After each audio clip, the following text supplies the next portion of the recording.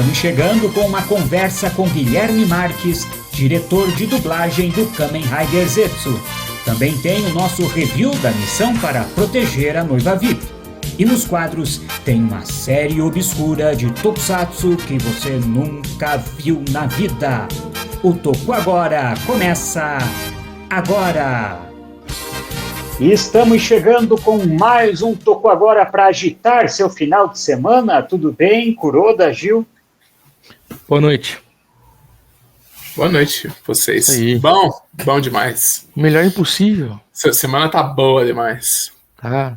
Tem aquele ditado que diz que se melhorar estraga. Olha, só tem melhorado o Tokusatsu esse ano aqui no Brasil e não estraga não, pode continuar melhorando, né? Por favor. É. E daqui a pouco nos nossos quadros tem o One Looper com o Today is Friday, aqui no Toku Agora, para falar de uma série que você nunca viu, eu nunca vi, ninguém nunca viu. É algo meio sombrio, algo meio... Tanto que você vai ver que parece um mosaico quadriculado as imagens que o One Looper conseguiu, porque nunca saiu em nenhuma mídia. Fique ligado que você vai entender o que é essa série misteriosa do fundo do baú. E vamos começar com os comentários dos nossos espectadores. Muita gente falando, obviamente, do Kamen Rider Zetsu, que foi o tema principal do nosso programa semana passada, é o tema do programa dessa semana. Todo Vai ser mundo o tema fala do Zetsu. Coitado do Ultraman Ômega, né? A gente precisa falar do Ômega, coitado. Até parei. Esquecido do churrasco. Eu acho que eu parei no 7 do Ômega. Eu tô no 7, já tá o quê? No 13? Eu tô... Tá no 13 já. Se os nossos espectadores aqui quiserem muito, a gente para os reviews de Gojuger e começa a fazer do Ômega. Boa. Eu acho que tinha que fazer das 3 franquias mais um anime. Eu tava pensando nisso hoje. A gente tava... Porque antigamente a gente fazia 2 reviews de séries diferentes por episódio. Aí agora, pra dar uma... Pra gente administrar a cabeça, a gente escolhe uma série e faz dobradinha. Mas tem 4 coisas agora fora de Tokusatsu. Então a gente vai ficar meio maluco. Mas se você, de novo, você nos comentários quiser, a voz do povo é a voz de Deus e Eita. você vai ser padrinho também, né? Sim. Ajudar a gente. Maluco eu já tô, Com né? certeza. Porque... Também. O Kuroda falou em 4 e vem aí 5º, vem aí Garo, mais uma série, né? Já viu como é que vai Que aí eu sei que tem no YouTube e tal, mas, gente, eu nunca segui o Garo. A cabeça pira. Vai lá. O comentário aqui é do Bebeto Alves. Bebeto, E ele fala maravilhoso. aqui pra gente, ó. Lido. Sinceramente, Gojuger merece críticas e críticas fortes. Essas pessoas que aparecem nos comentários para tentar silenciar opiniões diferentes, uma delas até me fez parar de comentar aqui. Por isso que o Bebeto estava desaparecido. Não para não, Bebeto, pode comentar. Se você se sentiu assim, já fica aqui o convite para participar do TokuCast de Gojuger, então pra você ficar feliz. Pronto. Precisam aprender a respeitar a opinião dos outros, mesmo que sejam grandes fãs desse que considera o pior Sentai já feito. Será que é pior que Turbo Ranger? Vamos responder no ano que vem. Pô, e nós Não temos sei. exemplos de ouvintes bacanas aí. O Gabrielzinho aí, que quer matar a gente quando a gente fala do Gotchardo, tá sempre com a gente. Não pode comentar, não. Verdade. Não sei se a introdução do review de Gojuger foi uma ironia, mas penso que não se deve aliviar nas críticas só para não incomodar certos fãs. Isso até por respeito às boas séries que vieram antes. Muito bom, hein? Calma. É assim, eu acho que se a gente ficar... A gente já sabe que a série não tá boa. Então, se a gente mesmo aqui na bancada não tem... não é que a gente tá se segurando nas críticas, porque você viu que depois a gente brincou na introdução, mas depois a gente, no fim, faz as críticas. Sim. Mas é que eu acho que se a gente já... A gente mesmo precisa dar uma aliviada, dar uma respirada, porque a gente já sabe que a coisa vai vir ruim. Então, é por isso que a gente tá tentando fazer pelo menos uma coisa light. A gente não vai deixar de criticar, porque como eu falo, tá um cubanacão o negócio. Mas se a gente mesmo não chegar pra vocês e vir e falar, vamos com calma, vamos levantar a bandeira da paz, todo mundo já já sabe que tá ruim, vai só ficar falando que tá ruim. Então vamos tentar agora ver por outros ângulos. Vamos tentar pensar diferente algumas coisas pra gente tentar buscar uma solução pra salvar a série. Só isso, tá? Mas não... a gente fez essa ironia na semana passada pra também a gente não ficar só buscando erro, né? Mas não tem jeito. Espirrei aqui ao vivo, ninguém percebeu. Vai. Comentário do Zenkaiser, ó. Grande Zenkaiser. Abraço. Eu desisti do Gus Junior faz muito tempo. KKKK. Tô brincando. Nunca mais vi nada. Mas conta pra gente qual episódio você parou aí, Zenkaiser. Sobre o Kamen Rider, a maioria das dublagens me causam estranheza de começo. Mas incrivelmente essa dublagem de Zetsu encaixou tão bem que não me causou isso. Pela primeira vez na história, eu iria assistir uma série dublada ao invés de legendada. Olha, eu chuto dizer que você é mais novo, provavelmente, que nós daqui. Que nós começamos com o Tokusatsu dublado, né? Mas eu concordo com você que tem algumas dublagens que atualmente, eu não sei se é porque a gente se acostumou a ver muita coisa no idioma original, né? Que a gente tem dificuldade também com algumas vozes. Vou dar um exemplo pra vocês, eu já dei esse exemplo de Dr. Who, que eu já comentei aqui. E eu tive muita dificuldade com Dr. Who dublado no começo. E eu não tenho dificuldade com filmes e séries que eu via dublado quando passava dublado, né, tal. Mas eu concordo com você que encaixou legal, foram vozes muito bem escolhidas pela Sato, né, pelo Vitor, pelo Gustavo, pelo Danilo, né, por toda a equipe da Sato. Tem um excelente diretor, né? Inclusive, coincidência falar sobre isso, né? Mas tem uma coisa, Gil. Eu acho que sim. Eu acho que a gente, quando a dublagem não encaixa, a gente sente. E eu vou dar o maior exemplo da história. Batman e Robin da TNT. Nossa, tudo da TNT, né? Em Miami. Aquelas dublagens de Miami eram horríveis, né, cara? Então a gente sabe. A gente ouve quando é uma coisa que não encaixa. E Zetsu, e a gente vai falar isso no programa, no tema de hoje, da semana, Zetsu encaixou. Vou dar um exemplo do De Volta pro Futuro, por exemplo, que tem a dublagem clássica, maravilhosa, e tem uma segunda dublagem. Na verdade, o De Volta pro Futuro teve várias dublagens. Teve uma, inclusive, de avião com Niso Neto, por exemplo, fazendo Marty McFly.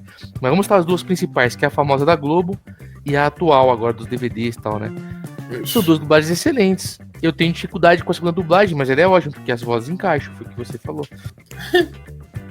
Vamos lá.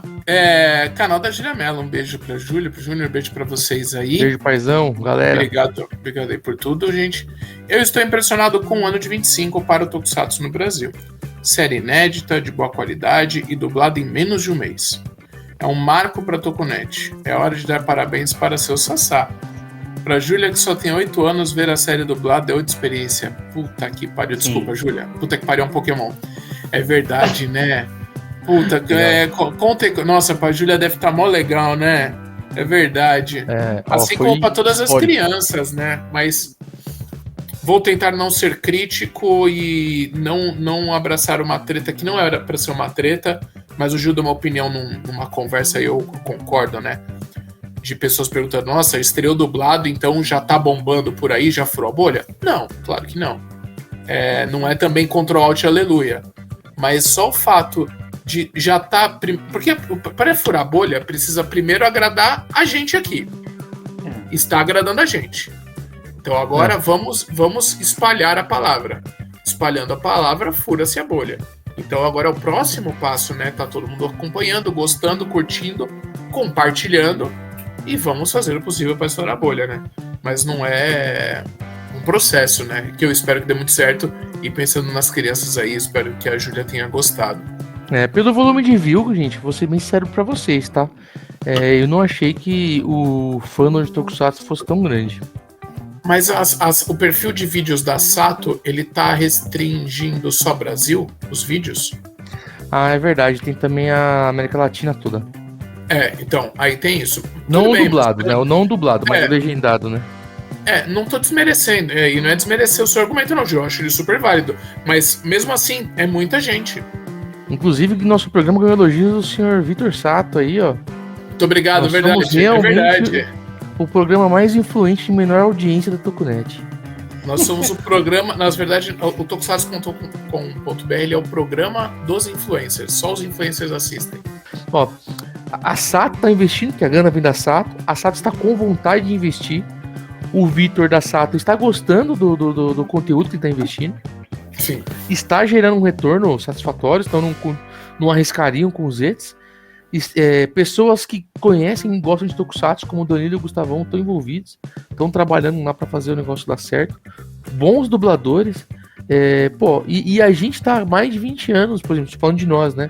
Mantendo a chama acesa junto com tantos outros colegas, tantos outros fãs. É um momento histórico. Eu acho que a gente vai sentir que a bolha vai estar sendo estourada quando esse primeiro episódio dos Zets, por exemplo, bater 100 mil, 200 mil visualizações. Sim, verdade. E daqui a pouco, Zetsu, dublado.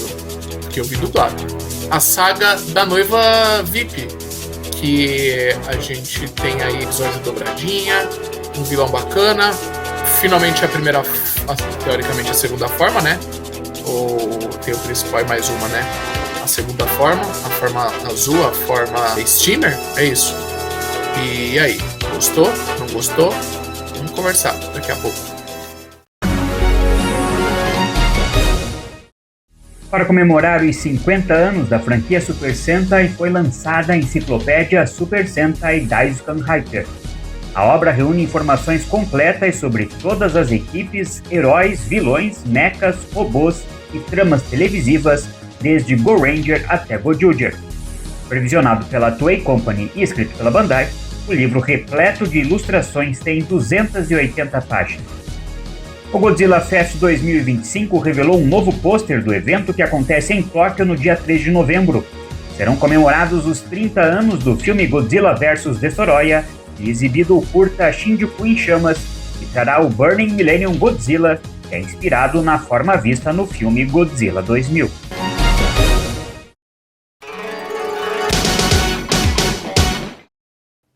Olá, olá, olá! Sejam bem-vindos a mais um Today's Friday no Toku Agora. Hoje vamos conhecer um Tokusatsu que infelizmente está perdido, mas não vamos deixar ele cair no esquecimento.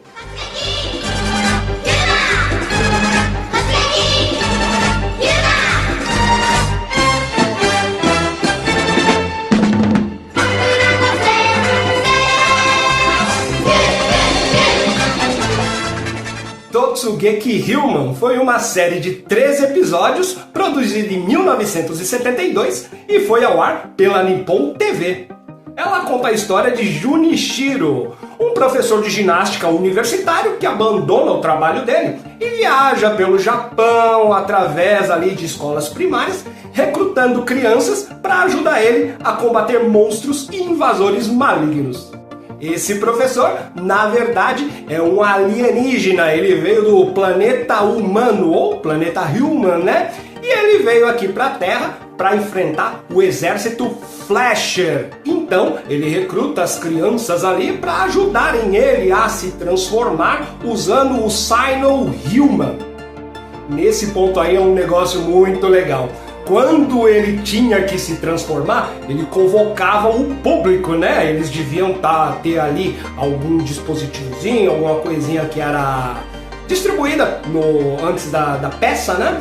E ele convocava o público para girar esse dispositivo aí, esse Human Sino, e chamar o herói, né? E aí ele ia lá, fazia uma pose, tinha um flash, aí descia lá alguém ali de uma polia, né? Fazia uma tirolesa ali, e aí aparecia o dublê vestido de herói no palco.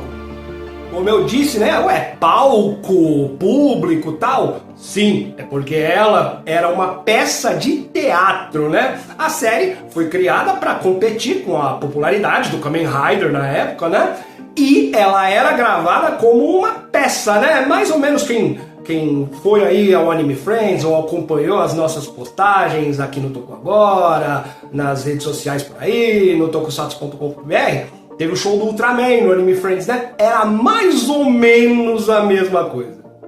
Então aí era um estilo bem diferente, né? De outras séries e tudo mais. E já que por estar sendo feita num palco, não podia usar nem água, nem fogo, então eles usavam muitas luzes e muita fumaça. Só que esse jeitão diferente aí e tudo mais bem diferente de todas as séries que o povo estava acostumado a ver na TV, né? Não agradou muito o público, não. Então ela foi cancelada na primeira temporada, por isso até que só tem 13 episódios. Mas agora, por que ela é uma série perdida, né? Ela nunca foi lançada em mídia física, né? Seja VHS, seja DVD. Ela só foi reexibida uma vez na TV depois que a série acabou. E o principal problema é que a fita master, onde todos os episódios estavam gravados, usaram para gravar outro programa por cima, né? Eu aqui, que sou da época ali de gravar filme em VHS, que passava na televisão e tal, eu pelo menos eu tinha essa, né? Eu assisti um negócio ali, não gostei mais, quero gravar outra coisa, eu gravava por cima, eu perdia o negócio que estava gravado antes, né? Mas isso ser feito por uma emissora de televisão aí é de lascar. Os trechos que rolam aí na internet, né? Eles são unicamente a abertura da série, né? E uma outra gravação de uma apresentação que rolou 2 anos depois da série, em 74, um evento que não tem a ver com a série mesmo. Foi gravado por uma família lá no público e usaram até essas cenas para lançar um DVD bootleg aí com algumas coisas da série. É isso, pessoal. Vou procurar trazer mais dessas séries obscuras, perdidas aí, para que elas não fiquem esquecidas para sempre, pelo menos pra gente aqui que produz o programa. Um abraço a todos e até daqui a pouco. E daqui a pouco tem um bate-papo super bacana com o Guilherme Marques, diretor de dublagem aí dos Ets e dublador já de vários personagens relacionados a Kamen Rider, hein? Vamos falar um pouquinho desse trabalho e de todos os outros, e quem sabe até de possibilidades futuras com esse grande dublador, e vai participar de mais algumas coisas ainda desse mês aqui conosco. Daqui a pouquinho.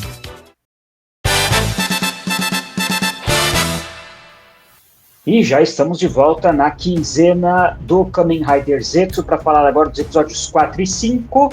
Como são episódios duplos, é bom que daí a gente sempre fala de uma história completa, né?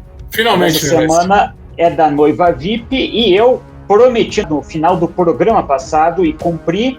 Eu primeiro assisti esses episódios legendados, depois eu revi dublado para relembrar e vir comentar aqui.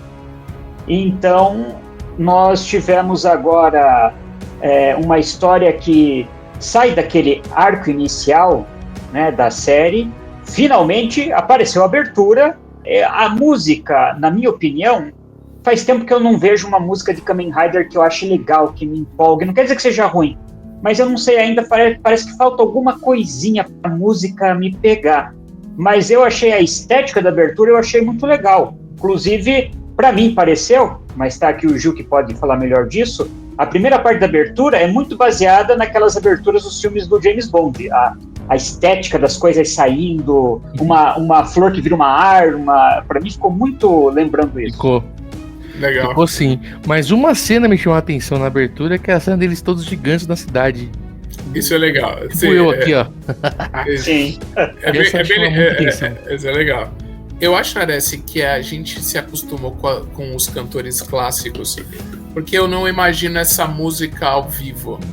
Porque ela é muito... Mas não, Build não tem cantor clássico, é uma abertura maravilhosa. Zero One, por exemplo.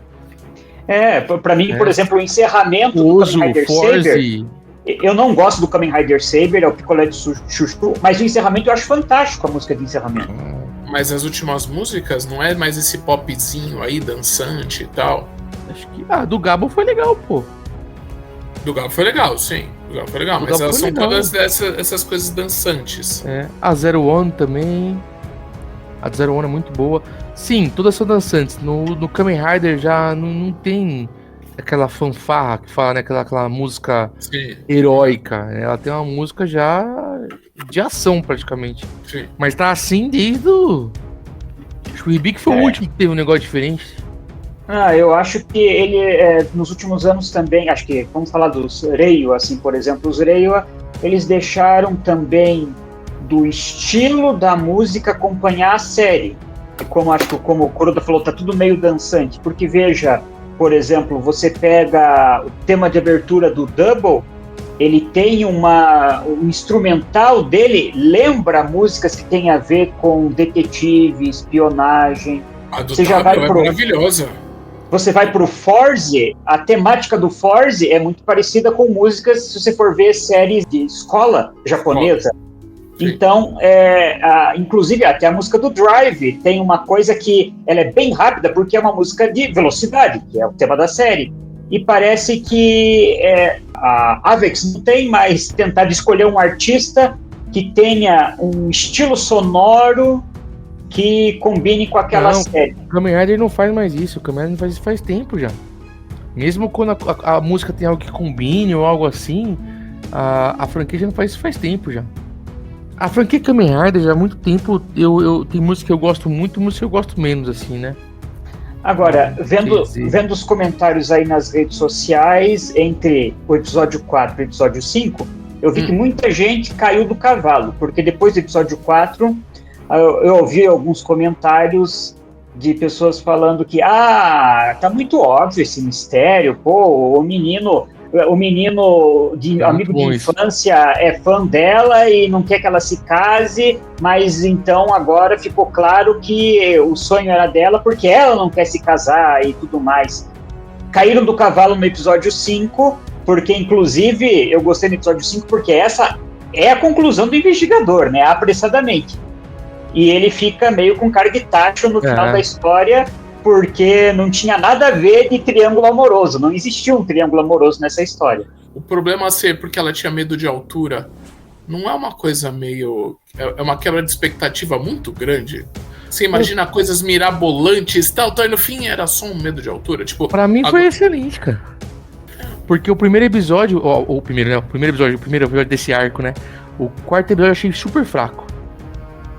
Você não gostou, é verdade. Não muito pela questão do que tava óbvio, né?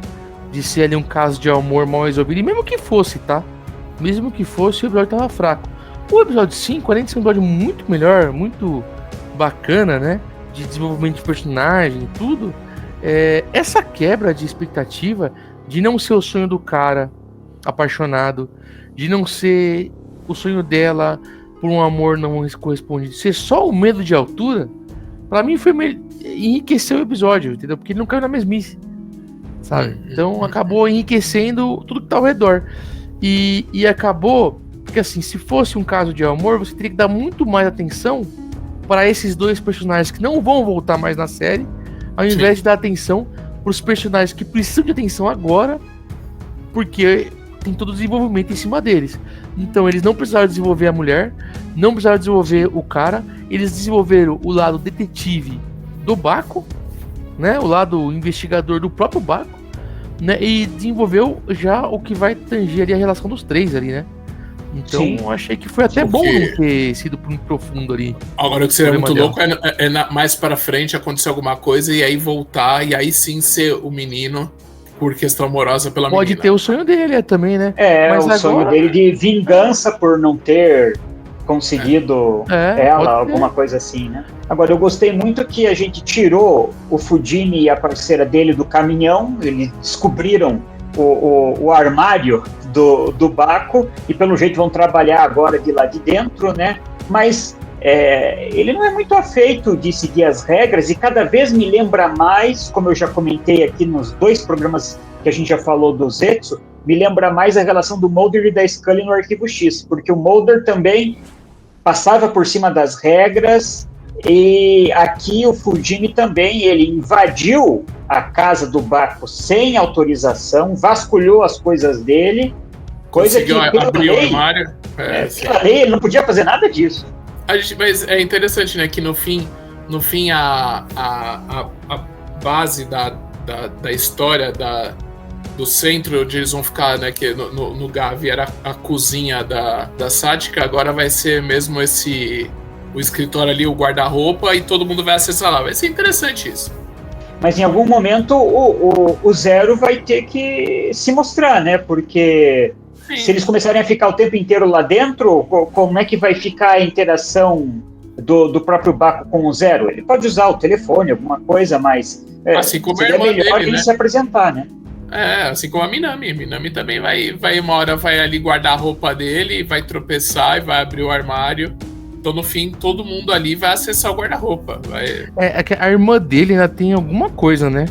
Porque eu não vi ainda, não sei nem se saiu ainda, mas tem lá o short da dela lá, um especial no TTFC. Sim, que dela como mostra investigadora ela também, né? Investigadora armada, então. E ela tem a impressão ainda que esconde alguma coisa ainda, né? Ela não tá lá pra ser personagem avulso. Só pra ser a irmã em perigo ou algo do gênero. Eu tenho que ficar de olho, né? Como a irmã do Raccoon, por exemplo, lá no Gids, por exemplo, sabe? Agora, o que deixou uma pista clara foi o final do episódio 5, né? Quando o Nox fala que todo mundo vai ser... esse mundo não vai ser tudo destruído, vai ser tudo eliminado, menos eu e a Nen, quando ele olha pro cartaz dela, dando a entender que, pelo menos, digamos assim, eles têm a mesma origem, quem sabe, se ele não é humano, ela também não seja, o que explicaria ela tá sempre dentro dos sonhos, e não é só do Baku, ela tá nos sonhos de todo mundo, né? Lembra que no começo da história, o Fujimi e a parceira dele falaram que sonham com a Nen, que muita gente nesse universo, no mundo, sonha com a Nen. E principalmente dela estar sempre ciente do que está acontecendo no sonho, né? E por que ela apoia, então, o Baku dentro do sonho? O Nox e a Nen são duas entidades aí, aparentemente, claro, a gente tá no episódio 5 ainda, que trafegam os sonhos. Só que uma apoiando e o outro atrapalhando, destruindo, né? Sim. Destruindo. Então, assim, e o Zero, até agora não falou o que é o Zero, não falou o que é a Code, exatamente. E o próprio Zero não cita nem, né? Como um auxiliar do Agente 7. No fim o Nox vai ser Kamen Rider Nox, porque eu vi hoje uma suposta imagem, eu não sei se era esse o nome, né? Porque ia ser meio louco, né? Tipo, Kamen Rider Nox e Kamen Rider Nen. Não sei se eles vão virar Kamen Rider, não. Esse foi muito cedo até pra cogitar isso. Porque ainda a gente não sabe nem o que eles são. Agora, eu acho que a gente teve uma luta boa, legal, né? Eu gostei mais da luta do episódio 4. Sério? Até por causa daquela coisa de virar o mundo de ponta cabeça e só no final das contas a noiva e os Zetsu eram afetados pelo mundo de ponta cabeça. Sim, isso foi legal. Porque o avião era feito em GC também no episódio 5, né? Então foi um excesso de GC que eu não sei se necessariamente a luta teria que ter sido em cima do avião, ela podia ter acontecido em solo mesmo, com os Zetsu usando o poder de controlar os ventos para pousar o avião em segurança, porque ainda me incomoda um pouco, né? Eu acho que quando a gente acha que a Toei aprendeu, ela não aprendeu, no sentido de que ela não tem todo o dinheiro necessário para fazer um GC extremamente convincente. Ela tem que usar de forma moderada, como ela fez nos primeiros 3 episódios do Zetsu. Porque se ela faz uma luta inteira quase em GC, tirando os closes, agora com o episódio 5, daí eu acho que já é forçar um pouco a amizade. Aí a grande dúvida é, as asas, vocês gostaram ou não gostaram? Eu achei meio feio as asas. Mas o visual azul é bem bonito. E você, Neresi? As asas, te incomodou ou não incomodou? Eu não sei, é que ela não parece ser do mesmo material que a roupa, né? Ela dá a impressão de, sei lá, uma asa de celofane, asa coisa delta, assim. Né? Não é daquele mesmo material da roupa do Zetsu, por isso que eu acho que eu acho legal a ideia, mas acho que o design não casou muito. Mas eu gostei da opção que eles tiveram agora, das outras formas do Zetsu, que é muito parecido com o que tinha em Kuga, por exemplo, que você muda a cor e alguns adereços, mas em si o visual do Rider é o mesmo. Né? Muda o formato do peitoral dele e ele fica azul, e o resto do corpo dele está praticamente igual, que era o que a gente via lá no Kuga. Eu acho isso interessante, deixa mais clean, né? Eu fiquei imaginando como é que vai ser agora a arma, tal, o que ele vai fazer para descobrir da arma. Ele só fez isso, né? Pronto, é isso, acabou, foda-se. Um ponto também interessante do episódio é que eles interrogaram a noiva, né? Porque quando ele fala com o Fujimi, no sonho do Fujimi, o Fujimi tá revoltadaço e não troca a ideia consciente. Aqui a noiva trocou uma ideia consciente. Voltando só ao assunto de que a Nen também tá nesse mundo dos sonhos também transitando ou vivendo nele junto com o Nox, é quando tem uma cena só da noiva com a Nen. Porque não faria sentido mostrar pra gente um diálogo da noiva com a Nen falando, ai, você tá tão linda, aí a noiva, nossa, mas você que é a mais linda. Então a noiva sabe quem é a Nen. É uma coisa meio que... Não, todo mundo sabe quem é a Nen, ela é tipo a Taylor Swift do rolê ali, né, cara? Se mostra porque a Nen, ela é algo solto ali, né? Exatamente. Ela também interage, ela também trafega ali, né? Exatamente. Muito bem, daqui 15 dias, então, nós voltamos a falar dos episódios do Zetsu, mas semana que vem vai ter mais Kamen Rider no programa. Fiquem ligados, fiquem ligados. É isso aí, no site tem review em texto, precisa acompanhar.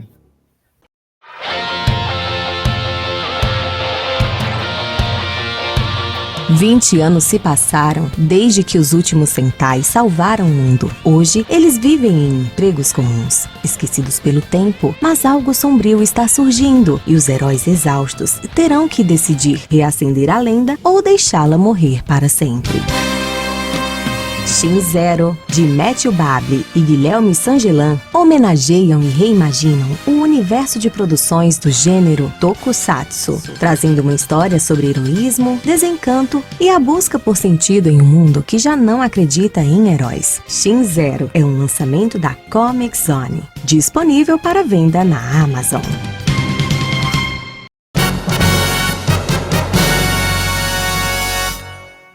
E o tema do programa desta semana, claro, não poderia deixar de ser a dublagem do Kamen Rider Zetsu, que estreou aí na semana anterior, e está aqui com a gente, inclusive um convidado especial, Guilherme Marques, dublador e que é um dos diretores da dublagem do Zetsu. Seja bem-vindo, Guilherme. Imagina, eu que agradeço aí o convite. Achei que você fosse falar que o Kuroda era o convidado especial aí. Obrigado, sempre um prazer estar batendo papo aí com vocês sobre o negócio que a gente ama tanto aí, que é Kamen Rider. Inclusive, eu estava lembrando, Guilherme, que eu te entrevistei no Anime Friends há pouco tempo atrás, né? No começo de julho, e te perguntei, a gente falou sobre outros papéis que você já teve na franquia, né? Como no Futupiai e o teu personagem no Kamen Rider Build, e te perguntei se você voltaria para a franquia em outro momento, se fossem dublar o Double, por exemplo, que é o live action, no qual foi baseado o anime Futupiai, e de repente, mais rápido do que qualquer outra coisa, você já está envolvido de novo na franquia, né? Você vê só, e pior que não tinha planos, quer dizer, planos, conversas, desejos, claro que sim. Mas não tinha nada de concreto, não se sabia que Zetsu ia vir para o Brasil, que ia receber uma dublagem simultânea, que as coisas iam correr desse jeito, né? Como correram tão rápido quanto correram agora desde então. Então foi... Lá realmente eu não tinha ideia nenhuma de que tudo isso ia estar acontecendo agora. Isso que você falou que é verdade, né? Ninguém esperava nada, né, cara? Nada. Superando todas as expectativas e até o que nem tinha expectativa. Não é? A gente até conversou, tive um papo com o Vitor, conversou bastante da coisa. Cara, será que tem? Será que o pessoal poderia esperar, poderia ter esse movimento, de repente, da Sato de ir atrás da Toei, de trazer a franquia agora, que já estava com planos aí de uma estreia global, né? A primeira vez também que o pessoal olha além do mercado japonês tão rápido assim. É legal ver que as iniciativas, os pedidos e a movimentação aí dos fãs também estão dando frutos. Acho que a gente está vivendo um momento, pelo menos para o gênero de heróis japoneses aqui, que a gente não via desde a primeira metade dos anos 90 ali. Então faz mais de 30 anos que a gente não tinha tantas produções disponibilizadas e com dublagem, que é o mais fundamental para a gente espalhar pelo público, né?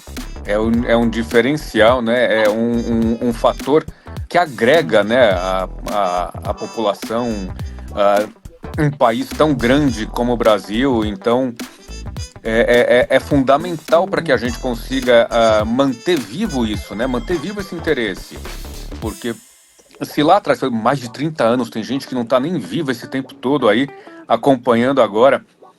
E se lá atrás foi tão fundamental isso, numa transmissão nacional, que era a transmissão de TV aberta, não tinha streaming, não tinha... Tinha os VHS que o pessoal trazia do Japão, né? Alugava ali depois um monte de coisas soltas na locadora, né? E se foi tão fundamental para difundir isso, e a gente está falando disso até hoje, a gente está falando de Jaspion e Changeman até hoje, foi fundamental esse trabalho todo, né? De distribuição, uma distribuição nacional, pessoas no país inteiro assistiram e o conteúdo para chegar a essa massa precisa estar acessível, e a dublagem é acessibilidade a essa galera também, né? E Guilherme, como eu comentei no começo, já tem uma relação anterior aqui com a franquia Kamen Rider. Você já teve, antes dos Zetsu, 3 trabalhos envolvendo Kamen Rider, começando com um papel na dublagem do filme do Kamen Rider Zero One, o Real Time. Sim, sim. Depois o anime Futopiai, que você interpretou o Shotaro Hidari, o Kamen Rider Double. Justamente. E recentemente no Kamen Rider Build, que você deu voz ao Gento Kugimuro, que é o Night Rogue.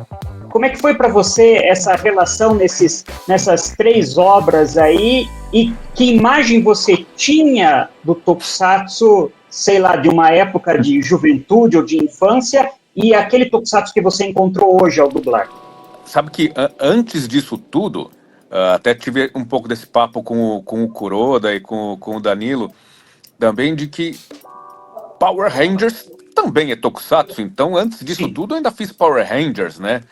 Cara, foi muito... É muito legal e é muito doido, é muito legal essa relação nessa profissão, nesse ramo que eu resolvi abraçar, que é a dublagem, né? De me trazer para dentro de universos que eu acompanhava quando era criança, que eu acompanhava Jaspion, Changeman, Flashman.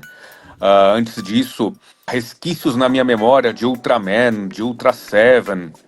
Primeiro que foi um reencontro ali com aquele Guilherme ali pré-adolescente daquela época, né? É legal a gente pensar e a gente vai revivendo, porque a nossa memória vai guardando algumas coisas e o fator nostalgia é terrível, mas que bom que hoje a internet está aí para ajudar a gente a reviver esses tempos, reviver esses produtos. Não tem assim, né, só acompanhando a evolução e não revivendo, não revisitando aqueles momentos antigos, a gente tem menos noção da evolução que foi tudo isso, né? Tanto visual, quanto de roteiro, quanto de desenvolvimentos, de apresentações. Visualmente, eu acho que é um grande salto. A gente percebe muito a evolução dos efeitos, a evolução da qualidade da produção, de locações, de fantasias e formas e efeitos especiais e efeitos práticos. Então isso é muito legal de ver. Eu digo muito que eu fui muito surpreendido com o Build, por exemplo, porque ele saiu daquela fórmula que eu estava mais acostumado, né? Que era o monstro da semana, enfrenta o monstro da semana e acaba o monstro da semana. Semana que vem é uma outra história com pouquíssima ligação com o que aconteceu, até que lá pro final começa a ter um desenvolvimento, um desmembramento, episódios mais contínuos para chegar no fim da série. O Build não tem muito isso, né? Ele não tem monstros com nomes, monstros com missão especial, coisa que os Zets já tem, né? Os Zets já voltam um pouco mais para essa fórmula, apesar de em 2 episódios, mas é o caso da vez, resolve o caso, mas tem um fio condutor que começa a ser desenvolvido sem dar muitos spoilers, porque, claro, trabalhando na dublagem a gente já está um pouco mais adiantado do que a exibição, né? A dublagem não é feita na semana, então a gente já está um pouco mais adiantado, mas ele já vai começar a apresentar já um fio condutor para essa história toda aí, e além dos monstros da semana, além dos casos, a gente já vai começar a ver um pouco mais aí do desenvolvimento das tramas principais, das ligações dos personagens, dos passados dos personagens. É muito bacana, é muito enriquecedor, é vivo, né? O negócio é vivo, é muito legal. E pensar que é um negócio que tá aí desde os anos 60. 71, eu achava que era filme de fim dos anos 60, não sei porquê. E tá vivo até hoje, se renovando, com tantos fãs, com fãs aqui, fãs lá. É muito legal e é muito bacana fazer parte disso agora. A franquia vai se renovando e os próprios fãs, né? Porque os fãs não só envelhecem, né? Vai renovando também. Precisa, né? Porque senão não aguentava. Não aguenta, né? Isso precisa de renovação, isso precisa trazer gente nova, isso precisa abraçar o fã antigo e trazer fãs novos. E é muito legal a gente estar vendo isso agora. É isso mesmo. Pensamos igual. E Guilherme, como é que surgiu o convite da Sato para você participar da direção de dublagem do Kamen Rider Z? Vinha cozinhando-se uma situação, conversando com o Vitor, conversando com o Gustavão e com o Danilo, que estavam envolvidos e continuam envolvidos nesse processo todo aí da dublagem também, de trazer esse material, de localizar esse material. Como é um negócio que eu sempre curti, e tive muito contato com eles esse tempo todo e tudo mais, tinha aquela coisa, pô, se aparecer, você dirigiria? Eu falei, cara, se eu tiver agenda pra isso, se isso chegar num momento em que dê pra abraçar, por que não? Negociando, a gente chegando num acordo pra todos, por que não? Claro, as minhas portas estão abertas, né? Vamos conversar. E foi isso que aconteceu. Chegou esse projeto, a Sato veio conversar comigo, e chegamos ali num acordo de desenvolvimento desse trabalho e que está sendo desenvolvido ainda, né? O trabalho não está pronto. Então foi meio assim, partiu de um interesse público meu, né? No produto, claro. Então, por que não convidá-lo? Por que não testar para ver se realmente o trabalho dele aqui vai ser bacana, vai agregar, vai ser legal para a franquia? Inclusive, o que chamou a atenção do público quando a Sato Company anunciou as vozes do cast principal ali, de 7 personagens, né, que são os principais da série, o público elogiou bastante a combinação entre vozes com mais anos de experiência e vozes mais recentes, que justamente dão essa dinâmica de uma voz que a gente já conhece com uma voz menos conhecida. De quem partiu essa ideia de fazer essa união de dubladores de várias gerações? Cara, quando chega um projeto desses e chega o pedido de testes ali para o cliente, a gente vai identificando nos personagens as personalidades, as vozes, a energia, e pensando em que vozes caberiam, que profissionais caberiam ali em cada um desses personagens. Sem pensar muito assim, se é para esse aqui vamos só pegar gente mais experiente, para esse aqui não, pegar gente que caiba ali dentro do personagem, que desenvolva bem esse trabalho. Então a escolha partiu daí, de como a gente precisava ali de 3, 4 vozes para montar uma equipe para poder, agora a partir dessas daqui vamos escolher qual vai ser a grande vencedora para levar esse trabalho adiante. Na escolha final eu não tive muita participação não, achei até legal que não tivesse uma predileção minha, nada. Então ficou tudo a cargo mesmo da Sato, e ficou a cargo do Danilo e do Gustavo, que estão ali nesse processo. Então partiu desse entendimento deles, dessa conversa deles, de quem seriam as melhores escolhas para cada um desses personagens. É isso, o processo artístico é esse, da gente trazer gente mais experiente, gente menos experiente, gente mais conhecida, gente menos conhecida, mas tão competente e experiente quanto, só não teve uma chance aí de repente tá com o seu nome mais no holofote. E é um processo que eu acredito muito, né, na dublagem, da gente fazer essa mescla, da gente reverenciar as pessoas que abriram aí o caminho pra gente, que se tornaram referências, e começar a trazer gente nova também, começar a trazer gente que tá afim, que curte. A gente tem muito fã hoje dessas produções todas e desses dubladores todos, pelo trabalho que eles fizeram lá naquela época. Essa bandeira é legal, Gui, porque é uma bandeira que vem muito do que a gente como fã defende desde 2003, quando a gente começou a criar conteúdo, né? Que você uniu o velho que deu certo, né? O velho no sentido, né, de ter mais tempo, né?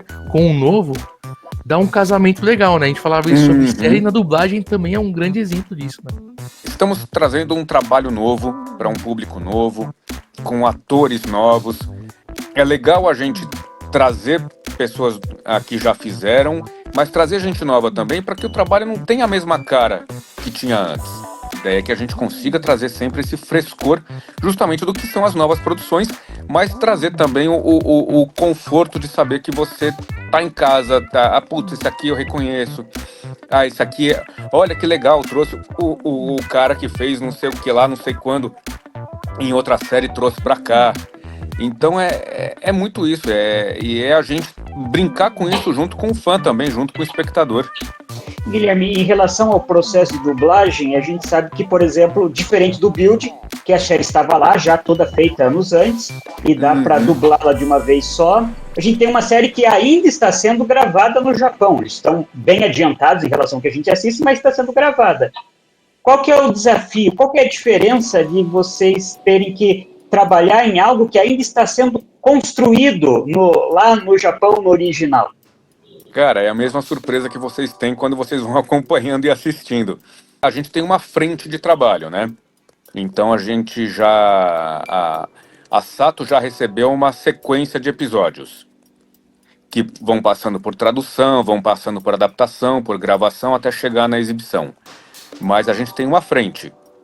Então a gente já tem alguns episódios já gravados para ter uma janela de respiro para que esse trabalho possa ser feito, para que as coisas deem tempo de ser feitas e estrearem agora simultaneamente. Mas a gente não tem o fim da história. A gente não tem o desfecho desses personagens para saber se isso aqui do episódio 1 vai ser relevante lá no episódio 50. A gente não tem ainda essa coisa de que, putz, esse cara que apareceu aqui, ele vai voltar lá na frente e vai ter um papel importante. Ou esse termo aqui vai fazer referência a outra coisa lá na frente, então talvez essa adaptação que foi feita aqui, lá na frente, complique. É a mesma coisa, até lembrando aqui um pouquinho do que foi o processo do Harry Potter, por exemplo. Da tradução do Harry Potter. Eu vi algumas conversas ali da tradutora do Harry Potter, dos livros, dizendo que, cara, se eu soubesse que no último livro esse sobrenome, esse nome da casa ia fazer referência a isso, eu tinha feito diferente aqui no começo.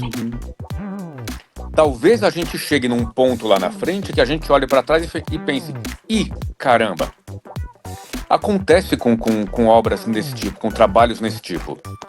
São surpresas, mas que a gente já, na dublagem, a gente está meio acostumado a que isso aconteça. Inclusive, pegando o teu gancho, Guilherme, eu lembro da primeira dublagem, por exemplo, dos Cavaleiros do Zodíaco, em que foi colocado duas vozes diferentes, né, para o Mestre do Santuário e para o Cavaleiro Saga. E em um determinado momento da história se descobre que são a mesma pessoa.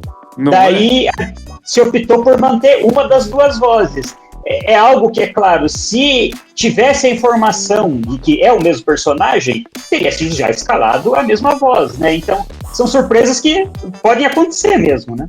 Lá ainda era um processo ainda mais complicado, porque era uma outra época, né? Uma outra época de informações, de materiais. A primeira versão do Cavaleiros do Zodíaco, ela veio do México, então ela já veio dublada em espanhol, ela já veio traduzida do espanhol.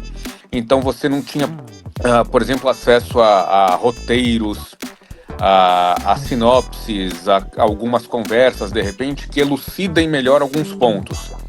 Então nisso é fundamental esse trabalho que a gente tem feito, inclusive junto com o Gustavo e tudo, que o Gustavo ele tem acesso a roteiros, né? Então tira muitas dúvidas, às vezes, de uma voz que vem do nada ali. Quem é essa voz aqui? Pra você não escalar qualquer pessoa e de repente esse negócio aqui é importante lá na frente, faz assim, putz, esse aqui não era o mais adequado. Não era a pessoa mais adequada. Aí ou você tem que trocar, ou você tem que manter uma inadequação para manter a consistência na obra dublada. Então, hoje a gente tem mais embasamento para isso tudo. Então a gente tem onde pesquisar, a gente tem como pedir, a gente tem o acesso aos materiais é muito mais fácil porque vem tudo digitalmente. Então é só colocar ali num drive da vida e o roteiro tá lá. E o vídeo tá lá para consulta, para voltar, para você poder analisar direito, ver se aquilo é aquilo mesmo, ver quem é o ator, quem é o personagem. Então hoje a gente tem mais possibilidade de consulta para se surpreender um pouco menos. Mas nada evita que alguns errinhos, alguns enganos possam acontecer por conta disso. Eu acompanhei agora no final de semana, maratonei aí os 5 episódios dublados já, uma dublagem excelente. Eu quando me lembro agora dos personagens, eu já me lembro eles com a voz brasileira, não lembro deles com a voz japonesa, porque acho que casou muito bem, né? E acompanhando nos comentários, daí enquanto eu vi os episódios e ia vendo os comentários, é só elogio. Acho que todo mundo, assim, é quase unânime a alegria dos fãs e os agradecimentos pela dublagem, que acham que encaixou, que está perfeito, que está dando outra dinâmica. Muita gente dizendo que agora só vai ver dublado, não vai mais assistir legendado, mas as 2 opções continuam, né, para quem quiser. E muita gente agora dizendo, assisti agora com meu filho, que é a dificuldade que a gente sempre comenta do produto legendado para uma criança. Sim. Com a dublagem, você agora pode alcançar as crianças que, no Japão, é o verdadeiro público desse tipo de produção, né? E 2 pontos, Gui, até antes de você acrescentar, vou emendar aqui no Nares, são 2 pontos importantes que a galera esquece, né? Que não é só a voz casar, tem o ator, não é só ter uma boa voz, tem a interpretação do ator, tem a direção também, né? Então o seu trabalho, o trabalho de cada dublador, com esses elogios, acaba sendo ainda mais gratificante, creio eu, né? Porque o pessoal fala muito de voz boa, mas esquece que é um ator ali, uma atriz, e tem uma direção também ali, né? O que acontece no trabalho de dublagem, né? Às vezes a voz é ótima, mas a energia daquele profissional não é a que o personagem pede. E às vezes a voz não é a melhor, não é a que mais chega próximo do original, mas tem a energia que aquele personagem pede. E muitas vezes é isso que vai contar, é a energia, é a interpretação, é a entrega que vai te convencer, ainda que a voz possa não ser a mais adequada. Mas se entrega aquele personagem para você, é isso que vai contar, é isso que vai te convencer de que aquilo ali é real. Que é uma voz que não te emociona, não te diz nada. O dublador, quando chega lá para fazer o trabalho dele, ele não assistiu aquele episódio inteiro, aquele produto inteiro para saber de começo ao fim. Ele vai descobrindo na hora, conforme ele vai fazendo os trechos em que o personagem dele fala. Se não tem fala, se o personagem só aparece num canto, observando a ação, mas não tem fala, o dublador não passa por lá. Quem tem a missão de costurar isso tudo, que cada um grava o seu de um por vez, né? Sozinho, sem contracenar com outros. Então quem tem a missão de costurar isso tudo e explicar para quem tá lá, ó, essa fala é assim por conta disso, ó, vamos puxar isso aqui mais triste, mais bravo, mais alegre, mais com cara de tonto. Isso tudo é papel do diretor, porque é ele quem assiste o produto todo, é ele quem muitas vezes vai escolher as vozes todas, é ele que está ali em contato com todos os profissionais para fazê-los entrar em cena ali naquele momento, para a hora que você tem o produto final já mixado, já finalizado, você não perceba que essas pessoas estavam dentro de um estúdio gravando as suas falas, assistindo uma cena ali na tela. Você tenha realmente essa ilusão de que eles estão em cena, que aqueles atores japoneses todos, no caso, falam português. Sim. Então, o papel fundamental para que tudo isso aconteça, né, e extraia o melhor de cada um dos dubladores, é do diretor de dublagem. Né? Então, é importante que a gente diga isso para que a gente também entenda a importância desse profissional também dentro do resultado de uma obra. É ele que tem a missão de levar cada um dos dubladores que chegarem lá para dentro daquele universo, para convencer vocês. Quanto melhor esse trabalho todo é feito, essa energia toda, esse trabalho em equipe todo é feito, mais vocês ficam felizes mais vocês acreditam que aquelas vozes são daqueles atores, mais vocês embarcam nessa magia toda e mais feliz todo mundo fica. Sim. E que bom ver que o pessoal está justamente assistindo com os filhos, trazendo uma nova geração aí para acompanhar, para daqui 30 anos estar mostrando para os filhos deles. Excelente. É que nem uma vez, eu não lembro quem, mas uma vez eu vi um dublador comentando, ele falou assim, aquela dublagem excelente é aquela que você nem percebe que o filme foi dublado. Quando você lembra, nossa, mas eu vi dublado ou legendado, eu não lembro. Justamente. Porque quando você presta atenção e se incomoda com a dublagem, talvez ela não tenha sido tão boa, né? Justamente. A hora que você se desconecta justamente daquele mundo e fala assim, ei, isso tá esquisito. É a hora que a dublagem não funciona, é a hora que você está assistindo um filme, você está assistindo uma novela, uma série, no idioma que for, sei lá, tô assistindo no idioma original da série que for, e tem uma hora que... porque aquele ator não te convenceu ali naquele papel. Então a dublagem é a mesma coisa. Se a dublagem está chamando mais atenção do que deveria, então alguma coisa ali não funcionou bem. Bom, Guilherme, obrigado pela participação aqui no Toco Agora, para falar um pouco mais da dublagem dos Zetos, que só começou, né? Só começou. E desejar, então, um excelente trabalho para você, para toda a equipe, um trabalho que vai continuar ainda no ano que vem, porque ainda tem aí bastante para a gente chegar, provavelmente em 50 episódios, que geralmente é a quantidade que tem uma série dessa, então tem muita coisa pela frente ainda, torcendo para que a Sato também traga os filmes, porque no meio do ano que vem vai ter filme. Tem muita série para dublar, hein, Guilherme? Tem, estão fazendo enquetes aí, vamos ver o que é que o futuro traz. Se o pessoal escolher o Kamen Rider Double para dublar, a gente já tem o protagonista aqui com a gente, né? Tem que ser enquanto eu ainda aguento fazer, gente. Tô ficando velho. Obrigado pela presença, então, Guilherme. Imagina, eu que agradeço o convite. Valeu, gente. Até já. Obrigadão. Logo valeu. mais a gente bate um papo aí mais detalhado sobre isso tudo. Para comemorar os 20 anos de Garo, a Tohokushinsha anunciou uma nova série ambientada no Ryugaverse. A produção mais recente estrelada pelo personagem Ryuga Dougai foi Garo Hagane o Tsugumono, que foi ao ar no início de 2024. Detalhes sobre a história e a data de lançamento da nova série serão divulgados em breve. A Toei lançou um vídeo comemorativo no canal oficial da franquia no YouTube para marcar o 10º aniversário do Kamen Rider Ghost. O especial reúne cenas marcantes da série, lembrando a jornada de Takeru Tenkuji e seus companheiros ao som do tema original da produção. Também foi anunciado o relançamento em Blu-ray do Kamen Rider Ghost, previsto para 14 de janeiro do próximo ano. A nova edição contará com 6 discos, incluindo a série de TV, filmes e spin-off.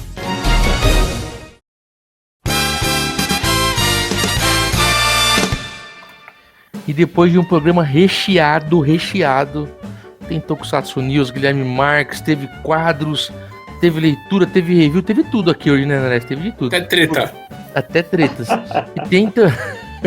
E tem aqui o nosso próximo Tokcast, que é Kamen Rider. Por que não, né, cara? A franquia do momento, né, cara? É o ano do Kamen Rider. Com certeza. Falamos de Kamen Rider Gabo finalmente lá do Tokcast. Finalmente. Nós já falamos aqui, já tínhamos feito já o overview completo da série, depois dos reviews semanais, e agora nós fizemos, nós três, mas 3 queridos conosco lá. Falamos, né? Nós três aqui, o Vonen, a Nozomi e o Kaique, falamos aqui da série, num papo bem gostoso, bem doce, bem interessante. Cada um levou um prato de doce, a gente sentou e começou a falar de Kamen Rider Gabo. Quando o negócio é bom, você lembra da série toda, né, cara? Isso aí. Mas o Tokcast tá muito legal, vamos lá ouvir. Que não esqueça também de ir lá compartilhar, dar as estrelas, os likes, hypar, compartilhar, comentar. Sim, por favor. Ajudem a fomentar aí o nosso trabalho e quem sabe até ser padrinho e madrinha nosso e participar de vários sorteios, igual fizemos na live da semana passada. Então, se você não viu a nossa live, tá no Instagram e tá no YouTube do tokusatsu.com.br. Fizemos uma baita live, no fim durou quase 3 horas de live, com sorteio pros padrinhos, a gente batendo papo, falando de várias coisas muito bacanas. Vamos começar a fazer mais algumas É lives isso aí, pelo, vai rolar muita pelo live. YouTube. Isso aí. Aqui e no TogoCast. Isso aí. E com isso, então, vamos chegando ao final de mais um Tocou Agora. Como sempre, agradecendo a sua companhia, a sua audiência, e nos encontramos na próxima sexta-feira, e um feliz Dia das Crianças para as crianças, né? Feliz Dia das Crianças. Esse final de semana tô no Pixel Shock em São Isso aí. Paulo. Tchau. Feliz de Nossa Senhora Aparecida.